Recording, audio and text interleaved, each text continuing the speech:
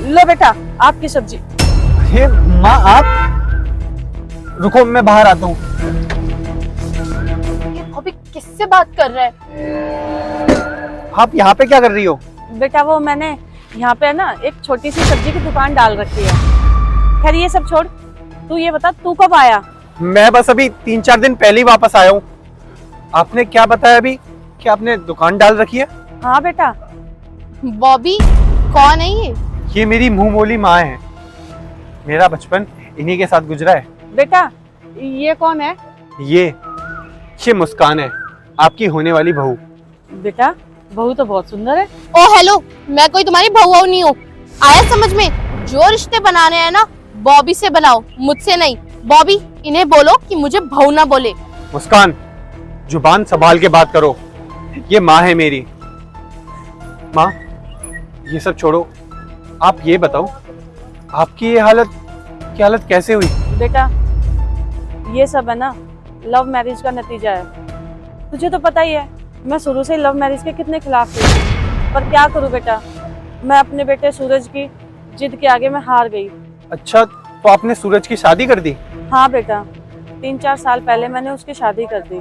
क्या हुआ सूरज की शादी को? बेटा शुरुआत के 3-4 साल तो बहू अच्छी तरह से रही, पर उसके बाद फिर उसने अपने रंग दिखाने शुरू कर दिए। और एक बार तो मैं बीमार इतनी हो गई थी कि मुझे हॉस्पिटल ले जाना पड़ा। हॉस्पिटल में मुझसे धोखे से मेरे ज़मीन जायदाद पर मेरे साइन करवा लिए, यह बोलकर कि ये मम्मी हॉस्पिटल के बिल हैं, इनमें आपके साइन जरूर चाहिए। और बस बेटा कागज़ पे साइन होते ही वो मेरी सारी ज़मीन जायदाद बेचकर घूमने चले गए और फिर कभी भी वापस नहीं आए, ना ही मेरा हालचाल पूछा कि मैं किस हाल में हूँ। बस उन्हीं दिनों मैंने एक छोटी सी अपनी दुकान डाल ली और अपनी सब्जी बेच बेच कर गुजारा कर रही हूँ। माँ इतना सब कुछ हो गया और आपने मुझे बताया तक नहीं। बेटा जब मेरा सगा बेटा ही मुझे धोखा दे गया तो मैं तुझसे क्या कहती। माँ मैं यहाँ नहीं था ना, इसीलिए आपके साथ ये सब हुआ। पर कोई बात नहीं, अब मैं आ गया हूँ ना, अब आप हम दोनों के साथ रहेंगे। बॉबी तुम ये क्या बकवास कर रहे हो? तुम इस औरत को अपनी माँ बनाकर हमारे घर में लेके जाओगे? मुस्कान बस बहुत हुआ तुम्हारा। तुम्हारे मन में जो आ रहा है तुम वो बोले जा रही हो। तुम्हें पता भी है इनके कितने एहसान है मेरे ऊपर। तुम्हारे पैरों के नीचे से जमीन खिसक जाएगी। अब अगर तुमने मेरी माँ के खिलाफ एक वर्ड भी बोला ना तो मैं अपने रिश्ते को यहीं खत्म कर दूंगा। माँ आप आओ मेरे साथ।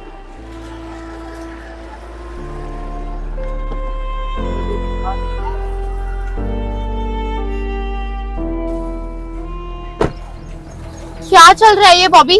और ये है कौन जिसकी वजह से तुम मुझे डांट रहे हो? मैं डांटू नहीं तो और क्या करूं? तुम्हें पता है जिस इंसान को तुम इतना बुरा भला कह रही हो, तो पता है उसने मेरे लिए क्या किया है?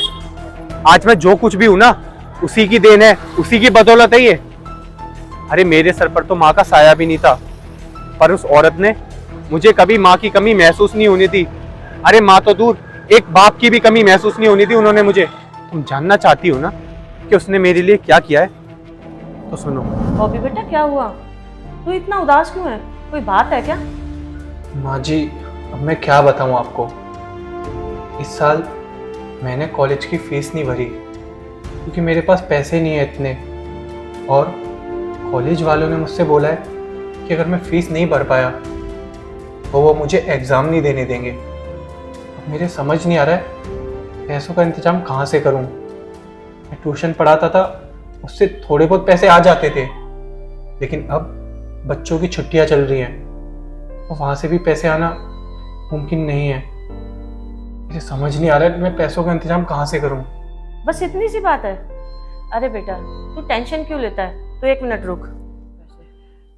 अरे नहीं नहीं माँ जी, आपके वैसे इतने एहसान है मेरे ऊपर, और अगर आप मुझे ये पैसे देंगी तो आपके बेटे और बहू, तो ये सब सही नहीं है। अरे बेटा तेरी माँ भी जिंदा है और ये पैसे सूरज के नहीं है, ये पैसे मेरे हैं और मेरा मन करेगा मैं उसको दूंगी।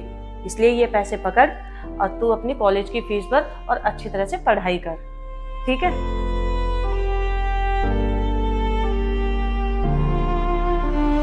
मुस्कान, अब तुम्हें पता चला कि सच्चाई क्या है। अरे इन्होंने मेरा उस वक्त साथ दिया जब मेरे अपनों ने मेरा साथ छोड़ दिया था। मेरे सर पर तो माँ बाप का हाथ भी नहीं था, लेकिन इन्होंने मुझे कभी माँ बाप की कमी महसूस नहीं होने दी। अरे मेरे बुरे वक्त में जब इन्होंने मेरा साथ नहीं छोड़ा, तो तुम क्या चाहती हो कि इनके बुरे वक्त में मैं इनका साथ छोड़ दूं? अरे इनके अपने बच्चों ने इन्हें घर से निकाल दिया। मुस्कान, तुम क्या चाहती हो कि मैं इन्हें ऐसे ही छोड़ दूं सड़क पर भटकते हुए? नहीं, अगर मैंने आज इनको ऐसे छोड़ दिया ना, तो भगवान मुझे कभी माफ नहीं करेगा। तुम ही बताओ मैं क्या करूं? समझ गया, तुम्हारी चुप्पी ने मुझे जवाब दे दिया। मुस्कान, जैसे इनके बच्चों ने इन्हें घर से निकाल दिया, इन्हें ऐसे भटकता हुआ छोड़ दिया, मैं भी ऐसे ही भटकता हुआ छोड़ देता हूं, है ना? तुम्हें पता है, इनके पास ना बहुत पैसा हुआ करता था, और आज ये सब्जी बेच रही है। मुझसे तो ये सब देखा नहीं जाएगा, लेकिन अगर तुम चाहती हो तो कोई बात नहीं, छोड़ देते हम इन्हें यहाँ। लेकिन एक बात याद रखना, इनकी तो उम्र हो गई है, कुछ साल ही बचे हैं इनके पास जीने के। ये तो अपनी जिंदगी का गुजारा कर लेंगी, लेकिन कुछ वक्त बाद हमारी शादी हो जाएगी और हमारे भी बच्चे होंगे। फिर एक दिन वो हमें भी ऐसे घर से निकाल देंगे, तो क्या तुम्हें अच्छा लगेगा? ठीक है, भेज देता हूं मैं इन्हें यहाँ से। नहीं नहीं बॉबी, ऐसा कुछ भी नहीं है। I am really sorry. वो तो बस एकदम से ये आई सब्जी लेके, और तुम इन्हें मामा बोल रहे थे, इसलिए मुझे गुस्सा आ गया, मुझे कुछ समझ नहीं आया था। Bobby I am really sorry, मुझे माफ कर दो। मुस्कान, अगर तुम्हें माफी मांगनी है ना, तो मुझसे नहीं, माँ से मांगो। और हाँ, एक बात याद रखना, जितनी इज्जत तुम मेरी करती हो ना, और अपने माँ बाप की करती हो, उतनी इज्जत तुम्हें इनकी करनी पड़ेगी, क्योंकि इन्होंने मेरे लिए बहुत कुछ किया है, और आज मैं जो कुछ भी हूँ इन्हीं की बदौलत हूँ। तो जाओ।